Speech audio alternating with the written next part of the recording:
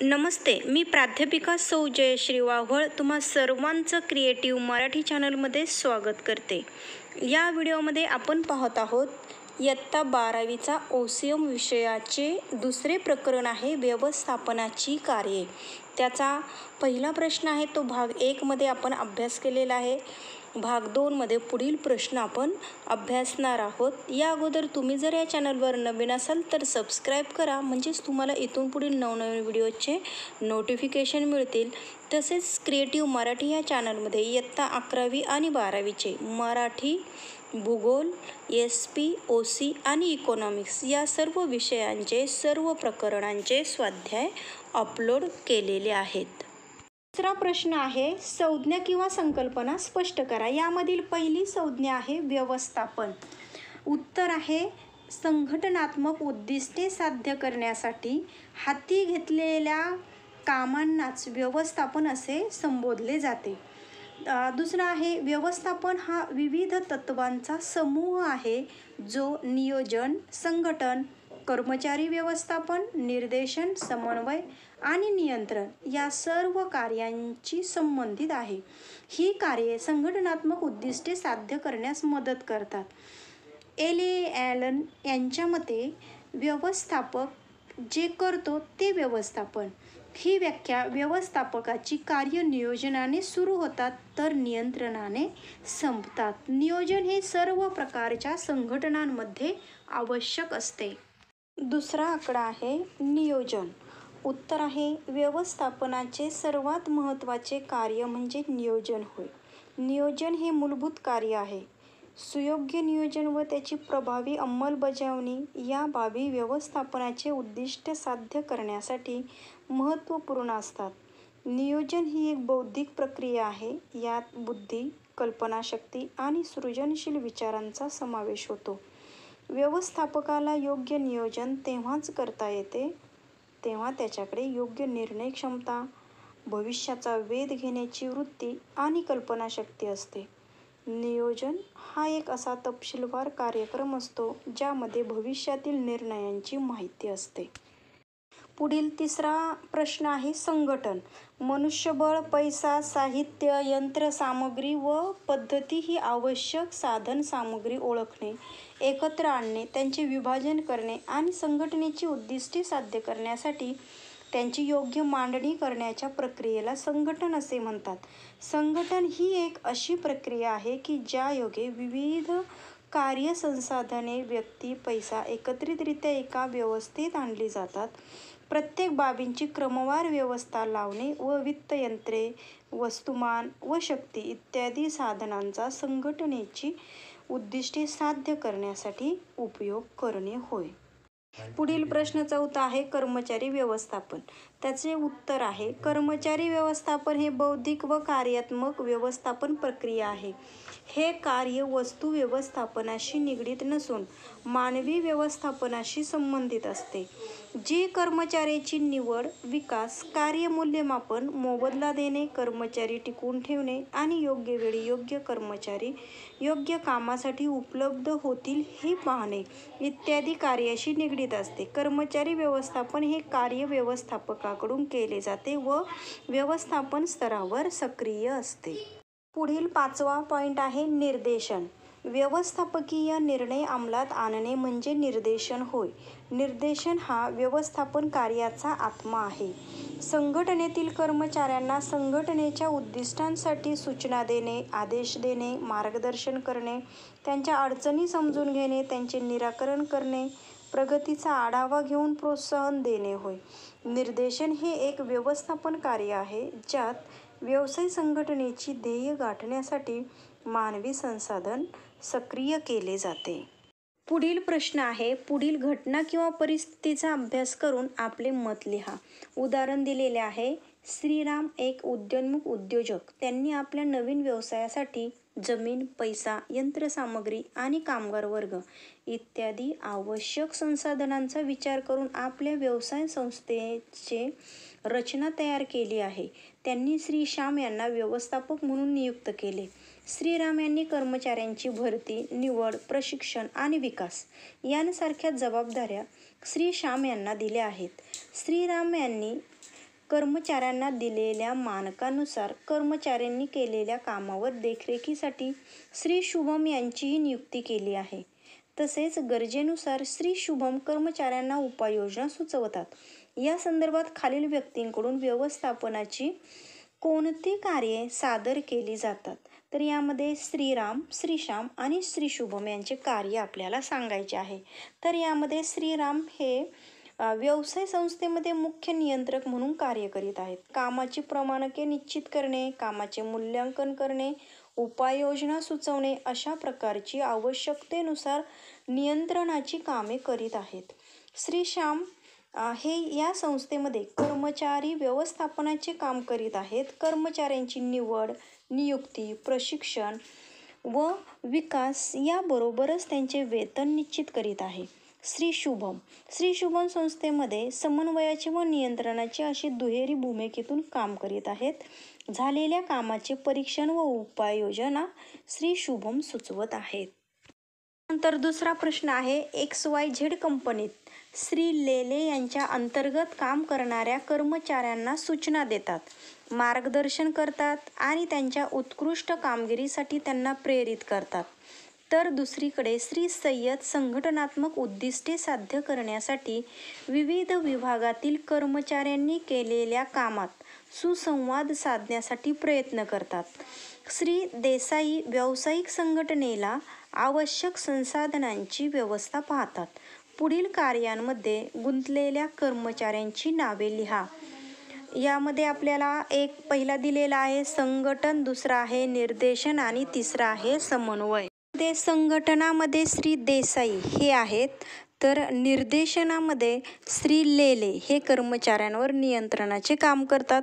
तर समन्वयक आहे श्री सय्यद, हे संघटनेने निश्चित केलेले उद्दिष्टे साध्य करण्यासाठी विविध विभागातील कर्मचाऱ्यांमध्ये सुसंवाद साधत आहेत. पुढील प्रश्न चौथा आहे, फरक स्पष्ट करा. यामध्ये आपल्याला पहिला फरक सांगायचा आहे नियोजन आणि संघटन. ह्या फरक स्पष्ट करताना आपल्याला पहिल्यांदा त्याचा अर्थ सांगायचा आहे. नियोजन हे काय करायचे, कसे करायचे, ते केव्हा करायचे, ते कोण करणार हे अगोदर ठरविते. तर संघटन हे व्यवस्थापनाच्या गतिविधी परिभाषित आणि संघटित करण्याची प्रक्रिया आहे. त्यानंतर त्याचे उद्दिष्ट काय आहे, तर मुख्य ध्येय ठरविणे आणि ते साध्य करण्याची साधने निवडणे.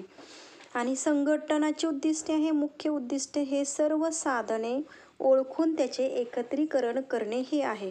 कार्यक्षेत्र आहे, उद्दिष्टांची निवड करून ती साध्य करण्यासाठी उत्कृष्ट पर्यायी मार्ग निवडणे. आणि कार्यक्षमता ओळखून गट तयार करणे, त्यांना काम नेमून देणे व अधिकार संबंध प्रस्थापित करणे हे कार्यक्षेत्र झाले. त्यानंतर घटक आहेत, नियोजनात अंतर्गत तसेच बाहेरील घटक गृहीत धरले जातात. आणि संघटनामध्ये साधनांची मांडणी करताना अंतर्गत तसेच बाहेरील घटक हे गृहीत धरले जातात. त्यानंतर आपल्याला आज्ञा सांगता येतील. नियोजनमध्ये व्यवस्थापकीय प्रक्रियेतील हे पहिले मूलभूत कार्य आहे. तर संघटनामध्ये हे नियोजनावर अवलंबून आहे. यानंतर साधने आहेत, आवश्यक व उपलब्ध साधनांनुसार नियोजन केले जाते. तर संघटनामध्ये सर्व उपलब्ध साधनांची मांडणी करणे, जसे की मनुष्य, पैसा, यंत्रसामग्री, पद्धती इत्यादी. यानंतर स्वरूप आहे, ही सतत चालणारी प्रक्रिया असून संघटनेच्या अस्तित्वापर्यंत नियोजन असते. तर संघटनामध्ये सर्व साधनांचे एकत्रीकरण व व्यवस्था करेपर्यंत संघटन कार्य करते. आणि आठवा आपल्याला शेवटचा पॉईंट यामध्ये सांगता येईल की व्यवस्थापनाचे जे स्तर आहेत, नियोजनाच्या क्रियेमध्ये उच्च स्तर व्यवस्थापन संबंधित असते. तर संघटनामध्ये उच्च स्तर आणि मध्यम स्तर हे साधनांच्या संघटनेशी संबंधित असतात. पुढील आपल्याला दुसरा फरक पाहायचा आहे, संघटन, कर्मचारी व्यवस्थापन. यामध्ये संघटन जे आहे त्याची व्याख्या आपल्याला सांगता येईल. अर्थ आहे, संघटन हे व्यवस्थापनाच्या गतिविधी परिभाषित आणि संघटित करण्याची प्रक्रिया आहे. तर कर्मचारी व्यवस्थापनाचा अर्थ आहे, कर्मचारी व्यवस्थापन हे नेमणूक, निवड, विकास, प्रशिक्षण, प्रगती इत्यादीची प्रक्रिया आहे. त्याचे उद्दिष्टे आहेत, मुख्य उद्दिष्टे हे संघटनाचे सर्व साधने ओळखून त्यांचे एकत्रित करणे हे आहे. तर कर्मचारी व्यवस्थापनाचे उद्दिष्टे हे योग्य वेळी, योग्य ठिकाणी, योग्य व्यक्तीची नेमणूक करणे हे आहे. तिसरं कार्यक्षेत्र आपल्याला सांगता येईल. संघटनांचे कार्यक्षमता ओळखून गट तयार करणे, त्यांना काम नेमून देणे व अधिकार संबंध प्रस्थापित करणे हे आहे. तर कर्मचारी व्यवस्थापन नेमणूक, निवड, प्रशिक्षण, बढती यांचा समावेश असतो. चौथा आपल्याला घटक सांगता येईल. साधनांची मांडणी करताना अंतर्गत तसेच बाहेरील घटक गृहीत धरतात. कर्मचारी व्यवस्थापनामध्ये कर्मचारी व्यवस्थापन हे बहुतेक करून अंतर्गत घटकांशी संबंधित असते. यानंतर आज्ञा आहे, हे नियोजनावर अवलंबून आहे. तर कर्मचारी व्यवस्थापन हे संघटनांचे अनुकरण करते. सहावं आहे साधने, सर्व उपलब्ध साधनांची मांडणी करणे, जसे की मनुष्य, पैसा, यंत्रसामग्री, पद्धती इत्यादी आहेत. तर कर्मचारी व्यवस्थापनाची ही एक अशी प्रक्रिया आहे जी मानवी श्रमांशी निगडीत आहे. त्याचे स्वरूप आहे, हे साधनांचे एकत्रीकरण व व्यवस्था करेपर्यंत संघटन कार्य करते. तर कर्मचारी व्यवस्थापनाशी संबंधित असल्याने निरंतर चालणारी ही प्रक्रिया म्हणजेच कर्मचारी व्यवस्थापन आहे. त्यानंतर आठवं आहे उच्च व्यवस्थापनाचे स्तर. हे उच्च स्तर आणि मध्यम स्तर हे साधनांच्या संघटनेशी संबंधित असतात संघटनेमध्ये. तर कर्मचारी व्यवस्थापनामध्ये मध्यम स्तर व्यवस्थापन हे नेमणूक, प्रशिक्षण व निवड पाहते. ते उच्च स्तर बढती आणि भरपाई संबंधित असतात. आपल्याला तिसरा फरक या ठिकाणी सांगायचा आहे, तो म्हणजेच कर्मचारी व्यवस्थापन आणि निर्देशन. त्याचा पहिला जो अर्थ आपल्याला सांगता येईल, कर्मचारी व्यवस्थापन. कर्मचारी व्यवस्थापन हे नेमणूक, निवड, विकास, प्रशिक्षण, प्रगती इत्यादीची प्रक्रिया आहे. तर निर्देशन हे उद्दिष्टे साध्य करण्यासाठी कर्मचाऱ्यांना सूचना, मार्गदर्शन, संवाद साधून प्रेरित व प्रोत्साहित करण्याची प्रक्रिया आहे. दुसरं आहे उद्दिष्टे. कर्मचारी व्यवस्थापनाचे उद्दिष्टे हे योग्य वेळी, योग्य ठिकाणी, योग्य व्यक्तीची नेमणूक करणे. तर निर्देशनाचे उद्दिष्टे आहे योग्य पद्धतीने काम पूर्ण होण्यासाठी कनिष्ठांना मार्गदर्शन देणे हे आहे. त्याचं कार्यक्षेत्र कर्मचारी व्यवस्थापनाचे नेमणूक, निवड, प्रशिक्षण, भरती यांचा समावेश असतो. तर निर्देशनामध्ये यात मार्गदर्शन, प्रेरणा, संवाद, प्रोत्साहन इत्यादी गोष्टींचा समावेश असतो. या ठिकाणी घटक आपल्याला सांगता येतील की कर्मचारी व्यवस्थापन हे बहुतेक करून अंतर्गत घटकांशी संबंधित असते. तर चौथा आपल्याला सांगता येईल निर्देशन हे प्रत्यक्षपणे अंतर्गत घटकांशी संबंधित असते, जसे की मनुष्यबळ. त्यानंतर आपल्याला आज्ञा या ठिकाणी सांगता येतील. कर्मचारी व्यवस्थापन हे संघटनांचे अनुकरण करते. तर निर्देशन योजनेनुसार अंमलबजावणीसाठी थोडी हे संघटन व कर्मचारी व्यवस्थापनावर अवलंबून असते. साधने आहेत, ही एक अशी प्रक्रिया आहे की जी मानवी श्रमांशी निगडीत आहे. तर निर्देशन हे कर्मचाऱ्यांना इतर साधनांच्या उपयोगाबाबतीत निर्देशन देते. सातवं आहे स्वरूप. कर्मचारी व्यवस्थापनाशी संबंधित असल्याने निरंतर चालणारी ही प्रक्रिया आहे. तर निर्देशन ही एक निरंतर प्रक्रिया आहे, कारण ध्येय साध्य होईपर्यंत निर्देशन आवश्यक असते.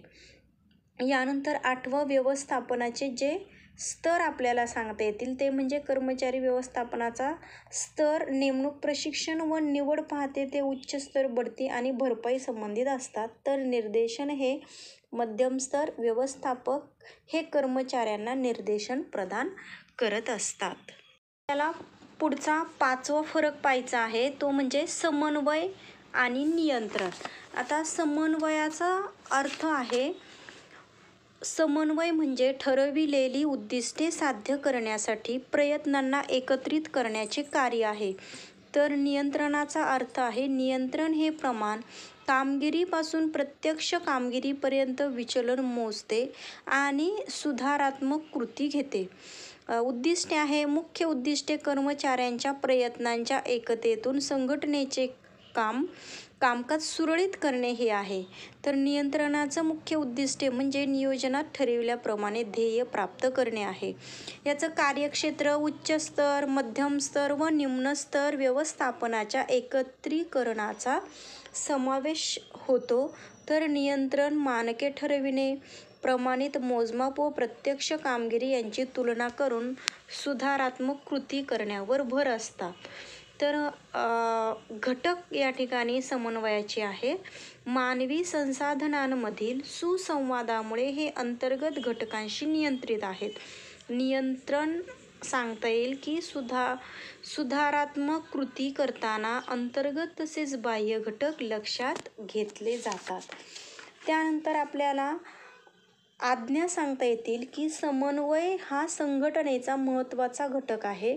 हे नियोजनाचे अनुकरण करते. तर नियंत्रण हे व्यवस्थापन प्रक्रियेचे अंतिम कार्य आहे. साधने हे आहेत. समन्वयाची साधने हे मानवी श्रमांशी संबंधित आहे. तर नियंत्रण संघटनेचे ध्येय साध्य करण्यासाठी इतर सर्व साधनांबरोबर याचा संबंध येतो. स्वरूप आहे. व्यवस्थापनाच्या सर्व स्तरांशी संबंधित असल्याने ही एक सातत्यपूर्ण प्रक्रिया आहे. तर नियंत्रणाचं स्वरूप वास्तविक योजना कार्यान्वित झाली की या प्रक्रियेला सुरुवात होते. व्यवस्थापनाचे स्तर हे ध्येय साध्य करण्याकरिता सर्व स्तर म्हणजेच उच्च, मध्यम आणि निम्न पातळीवर समन्वय आवश्यक असतो. तर नियंत्रणामध्ये उच्च स्तर आणि मध्यम स्तर व्यवस्थापक हे कार्याच्या योग्य नियंत्रणाकरिता जबाबदार असतात. अशा प्रकारे आपल्याला समन्वय आणि नियंत्रण यामधील फरक सांगता येईल. त्यानंतर आपल्याला पुढचा फरक निर्देशन आणि नियंत्रण यामध्ये सांगायचा आहे. तर त्याचा अर्थ आपल्याला सांगता येईल. निर्देशन ही उद्दिष्टे साध्य करण्यासाठी कर्मचाऱ्यांना सूचना, मार्गदर्शन, संवाद साधून प्रेरित व प्रोत्साहित करण्याची प्रक्रिया आहे. तर नियंत्रण हे प्रमाण कामगिरीपासून प्रत्यक्ष कामगिरीपर्यंत विचलन मोजते आणि सुधारात्मक कृती करते. तर त्याचे उद्दिष्टे आहे. मुख्य उद्दिष्टे निर्देशनाचे योग्य पद्धतीने काम पूर्ण होण्यासाठी कनिष्ठांना मार्गदर्शन देणे हे आहे. तर नियंत्रणाचे मुख्य उद्दिष्टे म्हणजे नियोजनात ठरल्याप्रमाणे ध्येय प्राप्त करणे आहेत. तर कार्यक्षेत्र यात मार्गदर्शन, प्रेरणा, संवाद, प्रोत्साहन इत्यादी गोष्टींचा समावेश असतो. नियंत्रणामध्ये मानके ठरविणे, प्रमाणित मोजमाप व प्रत्यक्ष कामगिरी यांची तुलना करून सुधारात्मक कृती करण्यावर भर असतो. यानंतर निर्देशनाचे घटक आपल्याला सांगता येतील. निर्देशन हे प्रत्यक्षपणे अंतर्गत घटकांशी संबंधित असते जसे की मनुष्यबळ. आणि नियंत्रण हे सुधारात्मक कृती करताना अंतर्गत तसेच बाह्य घटक लक्षात घेतले जातात. यानंतर निर्देशनाची आज्ञा आपल्याला सांगता येईल की योजनेनुसार अंमलबजावणीसाठी थोडी हे संघटन व कर्मचारी व्यवस्थापनावर अवलंबून असते. तर नियंत्रण हे व्यवस्थापन प्रक्रियेचे अंतिम कार्य आहे. साधने हे कर्मचाऱ्यांना इतर साधनांच्या उपयोगाबाबतीत निर्देशन देते. तर नियंत्रण संघटनेचे ध्येय साध्य करण्यासाठी इतर सर्व साधनांबरोबर याचा संबंध येतो.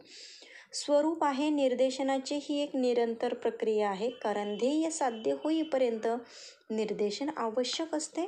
तर नियंत्रण वास्तविक योजना कार्यान्वित झाली की या प्रक्रियेला सुरुवात होते. व्यवस्थापनाचे स्तर, मध्यम स्तर व्यवस्थापन हे कर्मचाऱ्यांना निर्देशन प्रदान करतात. तर नियंत्रण उच्च स्तर आणि मध्यम स्तर व्यवस्थापक हे कार्याच्या योग्य नियंत्रणाकरिता जबाबदार असतात.